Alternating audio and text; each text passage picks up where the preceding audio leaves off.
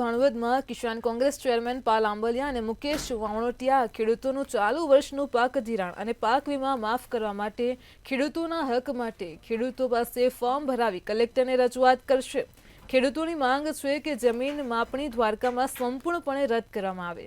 બીજી માંગ ચાલુ વર્ષે 272 વરસાદ જ્યારે નોંધાયો છે ત્યારે 200 વિગતો સામે આવી છે। 2016નો કેન્દ્ર સરકારનો અછત મેન્યુઅલ પ્રમાણે દ્વારકા જિલ્લો એ લીલો દુષ્કાળગ્રસ્ત જાહેર કરવો અને ચાલુ વર્ષનું પાક ધિરાણ પણ માફ કરવામાં આવે તેવી ખેડૂતોએ માંગ કરી છે।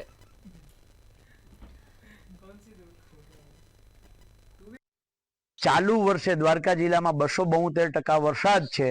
2016ના કેન્દ્ર સરકાર અછતગ્રસ્ત મેન્યુ મુજબ લીલો દુષ્કાળ જાહેર થવો જોઈએ। ચાલુ વર્ષનું ખેડૂતોનું પાક ધિરાણ માફ કરવામાં આવે અને 2016-17નો જે પાક વીમો છે એના આંકડા છાપરે ચડીને પોકારે છે કે દ્વારકા જિલ્લામાં 1 હેક્ટરે ઓછામાં ઓછો 33,000 રૂપિયા પાક વીમો મંજૂર થાય એમ હતો, જે આપ્યો નથી।